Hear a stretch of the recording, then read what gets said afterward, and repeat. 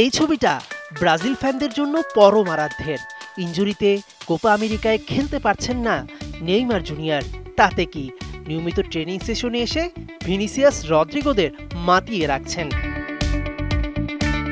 মার্কিন মূল্যকে এসে সেলেসাওদের অবশ্য অত স্বস্তিতে থাকার সুযোগ নেই।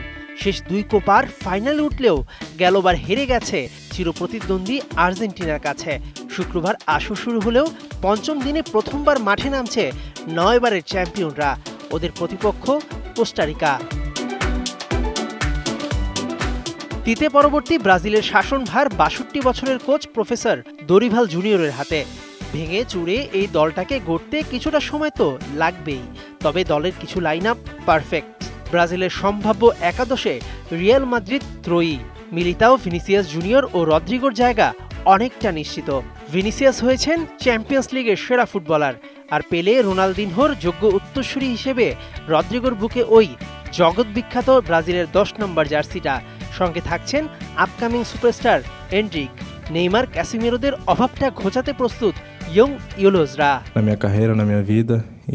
মাত্র 17 বছর বয়সে আমি কোপা খেলতে পারছি, ভালো লাগছে। আমাদের দলটার সব পজিশনে বেস্ট কম্বিনেশন আছে। শিরোপা জিততে আমরা মুখিয়ে আছি।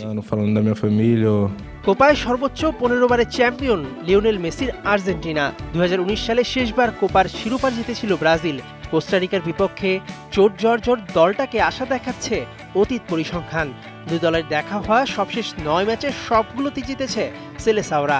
ফিফা র্যাঙ্কিংয়ে দুই দলের অবস্থানেও পরিষ্কার হচ্ছে শক্তিমত্তা।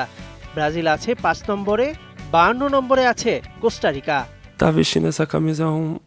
কোস্টারিকায় কেইলার নাভাসের মতো ফুটবলার খেলে, ওদের সামর্থ্য নিয়ে প্রশ্ন নেই। তবে আমরা তো শিরোপা জিততে এসেছি, তাই ম্যাচ বাই ম্যাচ খেলা ছাড়া কিছুই ভাবছি না। আমেরিকায় এখন চলছে টি-20 ক্রিকেট বিশ্বকাপ। কোপা আমেরিকারও হোস্ট তারা। এর আগে 2016 সালে একবারই কোপা আয়োজন করে যুক্তরাষ্ট্র। কোপার সেই শতবর্ষী আসরে গ্রুপ পর্ব থেকেই বিদায় নিয়েছিল ব্রাজিল। এবার অবশ্য সেই সুযোগ নেই, কারণ দলটার নাম ব্রাজিল। শিরোপা জিতেই ওরা জিতে নেবে কোটি মানুষের দিল।